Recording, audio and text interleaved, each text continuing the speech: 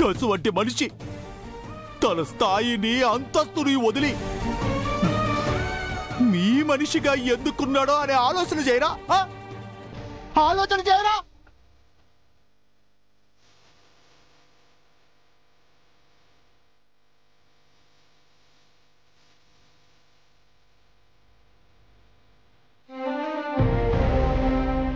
ఏమన్నావే? ఏమన్నావు నువ్వు? మీ అందరినీ ఆయన మోసం చేసిండా? నిజమే, మోసం చేసిండు. ఏదో బతుకుతున్నామంటే బతుకుతున్నామనుకునే మీ బతుకులకు ఆసరాగా నిలబడి మీ కష్టాల్ని పంచుకున్నాడు చూడు, గది చాలా మోసం, చాలా పెద్ద మోసం.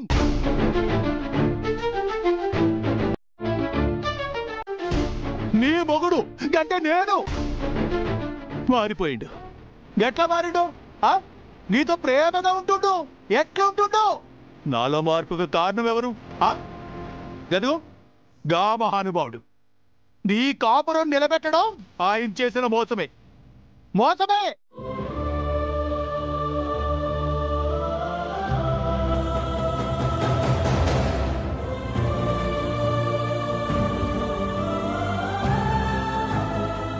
నీ సంగతి ఏంది మరదల్? నీ సంగతి ఏంది? గా మనిషి ఇంట్లో అడుగు పెట్టిన సంధి నువ్వు జైలు నుంచి వచ్చినావు, నువ్వు నేరస్తుడు అని నోటికొచ్చినట్టు మాట్లాడి ఎన్నిసార్లు అవమానించినావు. అయినా సరే ఆయన ఒక్క మాట నా నోరు జారిండా? పైగా నీ జీవితం మంచిగుండాలని ఆయన కంపెనీలో పనిచేసే మంచి కుర్రాడిని తీసుకొచ్చి నీకు పెండ్లి చేయాలని చూస్తే నీ కళ్ళు నెత్తికెక్కి గా సంబంధం కాల్దని గది కూడా ఆయన చేసిన మోసమే. నాకు తెలవకడుగుతా, మిమ్మల్ని అందరినీ మోసం చేసి చంపనీకొచ్చినోడు నీకు పెండ్లి చేయాలని ఎందుకు అనుకుంటాడు? నీ పెండ్లి కోసం ఎందుకు ఖర్చు పెడతాడు? గదైనా ఆలోచించినావా?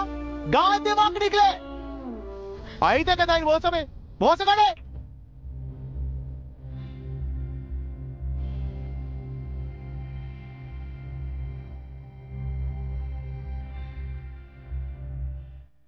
ఈ ఇంటి చిట్టి చెల్లి ఏమన్నావు? నీ సంగతి ఏంది? నిన్నదాకా మా అన్న బంగారం, మా అన్న మంచోడు, మా అన్న దేవుడు అంటివి. ఇవాళ నిజం తెలిసేసరికి అన్న స్థానంలోకి వచ్చినోడు రాక్షసుడు అయిపోయిండు.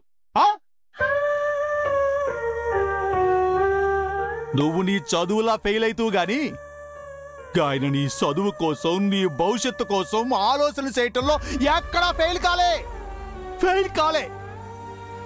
గది అన్న గొప్పతనం. నీ పేరున 25 లక్షలు ఫిక్స్డ్ డిపాజిట్ చేసిండు. దేనికి? మిమ్మల్ని అందరినీ మోసం చేసిండు కదా, గందుకు ఫైన్ కట్టిండు. కరెక్టే, గందుకే ఆయన పెద్ద మోసగాడు.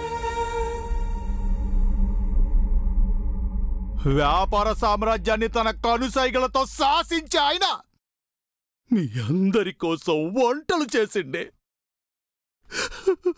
బాసిల్లు కడిగిండు.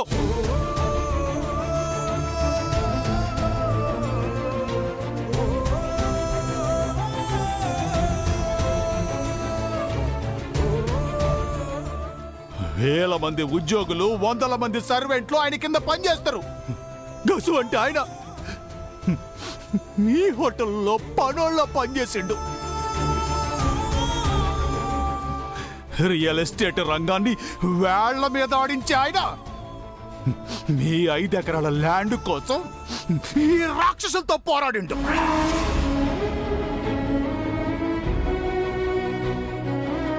అసలు ఆయన ఇంటికి రాకముందు మీ బతుకులేందే? సగం నిండిన కడుపులు, చాలని బతుకులు. గంతే కదా.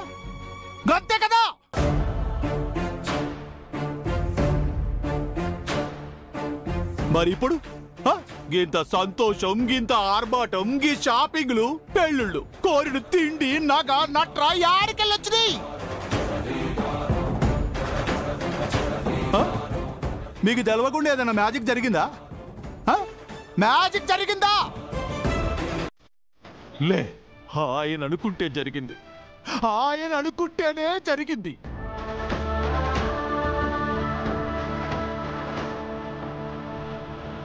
అటువంటి గొప్పోడిని పట్టుకుని మీరందరూ గన్నేసి మాటలు ఎట్లా అంటున్నారే? అసలు మీకు ఎట్లా అనుభూతవుతుంది? మాట్లాడండి, మాట్లాడి చావండి.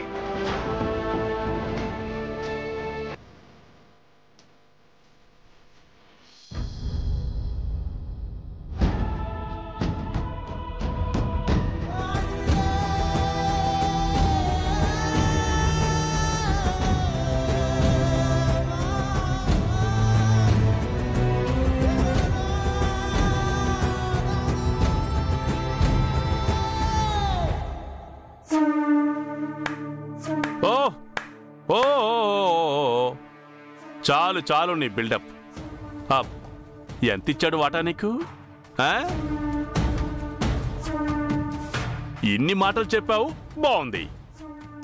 మరి వాళ్ళ అన్నయ్యని ఎందుకు చంపాడో అది కూడా చెప్పమను.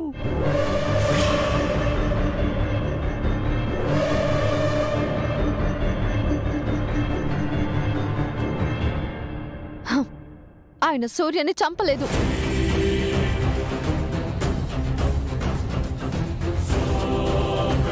సూర్య ఆయన ప్రాణాలు కాపాడబోయి ప్రమాదవశాత్తు చనిపోయాడు.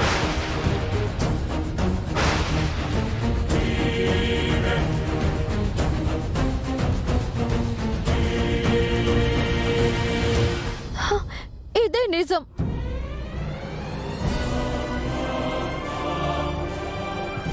సౌదీ నుంచి తిరిగొచ్చిన వాళ్ళకి ఉద్యోగం ఇవ్వాలని అందరినీ ఆఫీస్కి పిలిపించారు.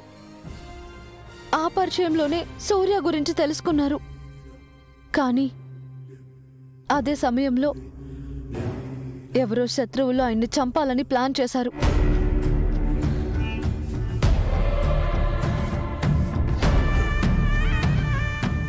ఆర్య సార్ని కాపాడబోయే ప్రయత్నంలో ఆ బుల్లెట్ సూర్యకి తగిలింది.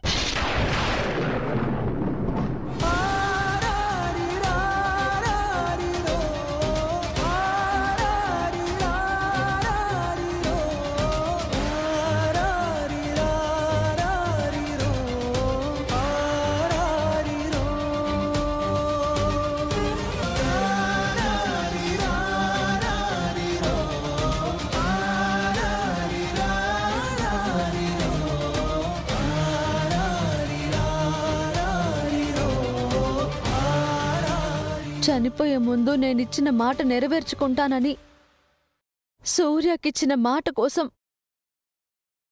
సూర్య స్థానంలో ఈ ఇంటి కొడుకుగా వచ్చారు.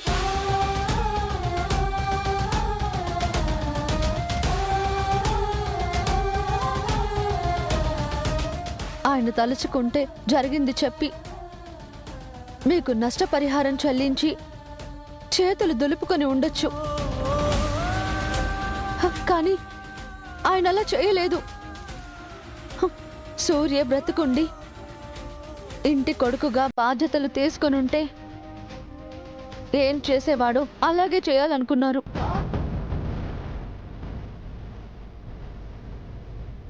అందుకే తన స్థాయిని ఉనికిని దాచి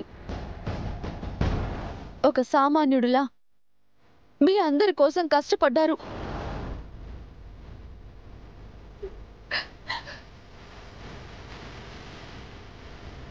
ద్వేషించినా అవమానించినా కూడా సహించారు. ఇప్పుడు కూడా మీరంతా ఇంత అవమానిస్తున్నా కూడా మౌనంగానే ఉండిపోయారు. అది అది ఆయన మీకిచ్చిన విలువ.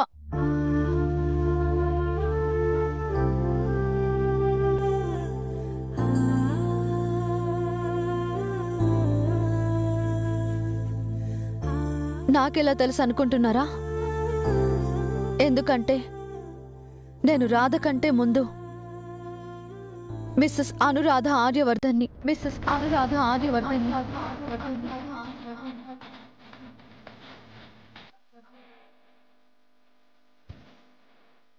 స్వయంగా ఆయన చేత్తో తాళి కట్టించుకున్న భార్యని.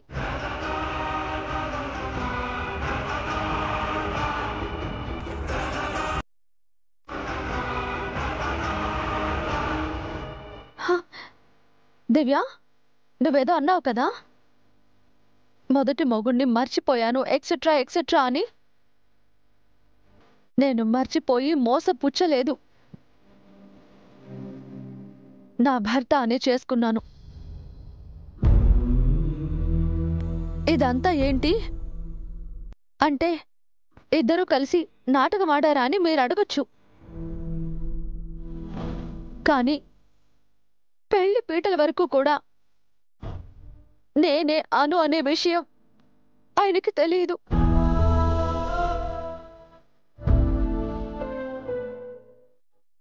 ఆ నిజం తెలియక తన భార్యకి అన్యాయం చేస్తున్నాననే బాధతోనే పెళ్లికి సరే అన్నారు.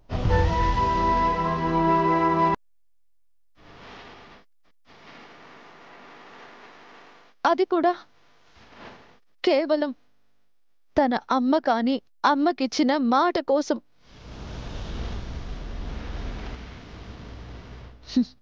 ఇది జరిగింది. ఇచ్చిన మాట కోసం ఆయన ఎంత త్యాగానికైనా సిద్ధపడతారని ఇప్పటికైనా అర్థమైందా? లేక ఇంకా ఏమైనా అనుమానాలున్నాయా?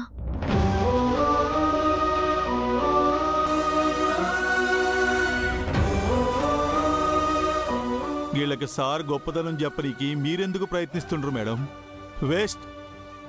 ఇగో ఇసువంటోళ్ళైతే ఈజీగా నమ్ముతారు. గిట్లా మంచి చేసేటోళ్ళని ఎవ్వరు నమ్మరు, ముంచేటోళ్ళనే కదా నమ్ముతారు. ఇగో మీరు పెట్టిన చిచ్చు చాలు, ఏంటనే ఏడికెళ్ళిపోండి. పోండి. పోతరా లేక మా బస్తీ నుంచి పోరగాల్ని పిలిపించి రాళ్లతో కొట్టి అల్లా పోండి.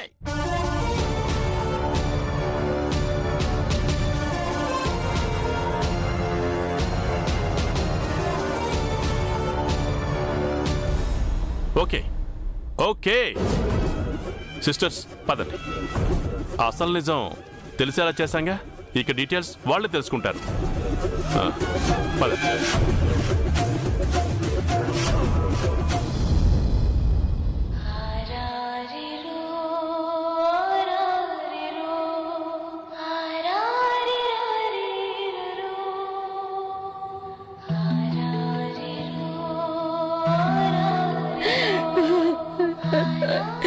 సూర్య,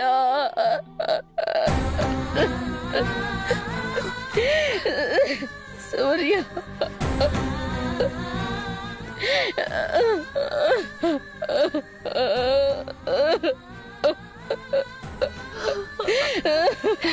సూర్య,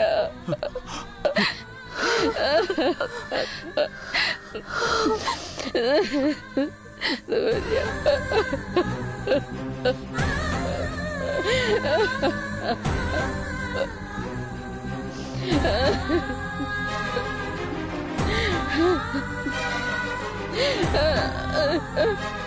సార్, ఇంకా ఎందుకు ఆ మౌనం?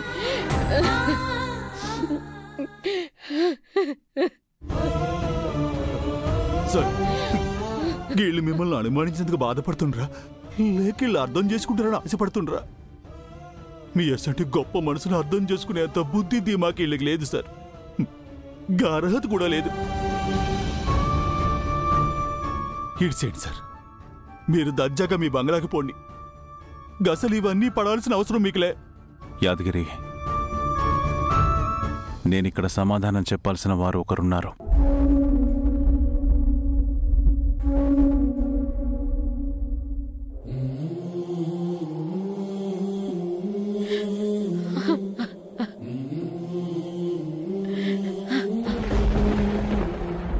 నిస్వార్థమెంత గొప్పదో ఈ పదము రుజువు కట్టదా, సిరాలు లక్ష వంపదా, చిరాక్షరాలు రాయదా, నిశీధి ఎంత చిన్నదో నీ కంటి చూపు చెప్పదా, నీలోని వెలుగు పంచగా విశాల నింగి చాలదా.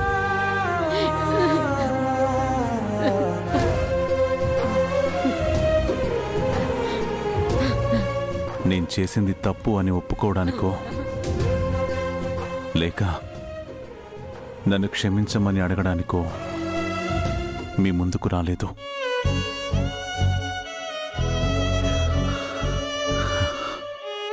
ఇప్పటి వరకు మీరు విన్నదంతా నిజం. కానీ మిమ్మల్ని మోసం చేయాలనుకునేది మాత్రం అబద్ధం.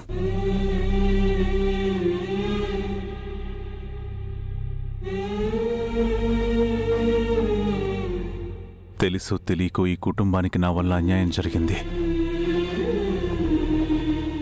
నేనేం చేసినా జరిగిన నష్టాన్ని పూడ్చలేను.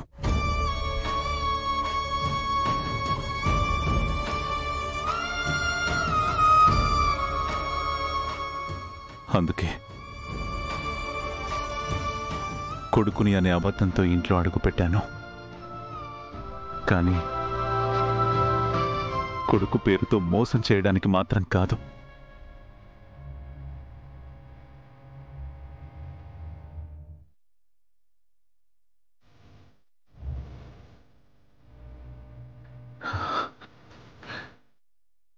నేను మీకేదో మేలు చేశానని, మీ కుటుంబాన్ని నిలబెట్టాను అని అందరూ అన్నారు. కానీ నిజానికి సూర్య నాకు చేసిన మేలు కంటే నేను చేసిందేం ఎక్కువ కాదు.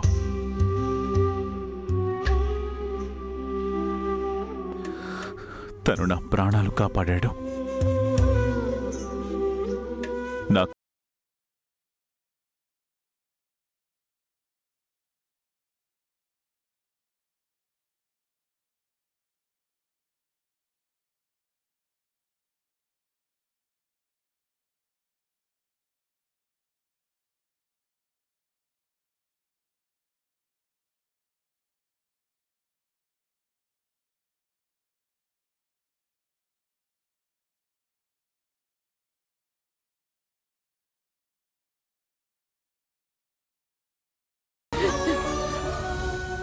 నేనెప్పుడు రుణపడే ఉంటాను.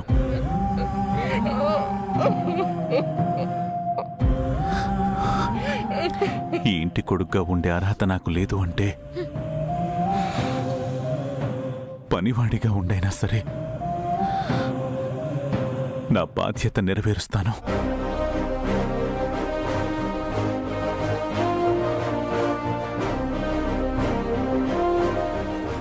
అంతేకాని మిమ్మల్ని వదిలి వెళ్ళనమ్మా. ఎందుకంటే చనిపోయిన సూర్యని తిరిగి తీసుకురాలే.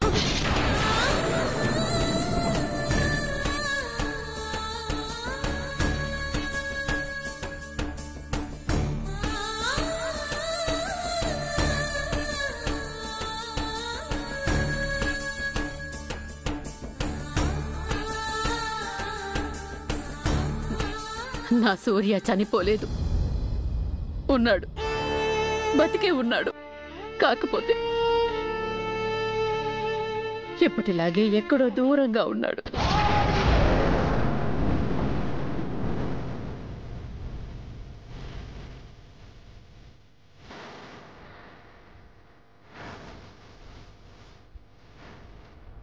నా కోసం కష్టపడుతున్నాడు.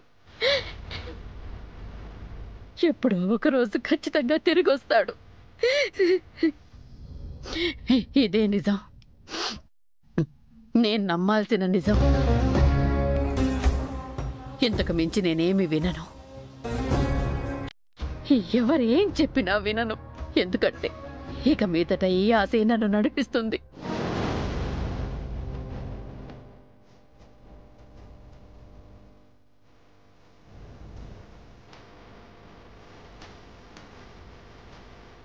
నువ్వు నిజంగా మంచి మనసున్న పిచ్చోడివయ్యా. ఒక తల్లి మనసు బాధ పెట్టకూడదని,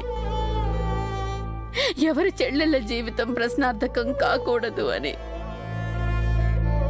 నీ జీవితాన్నే పణంగా పెట్టావు. నీకు ఏవి కాని మా కోసం ఎందుకయ్యా ఇంత త్యాగం చేశావు? ఎందుకు?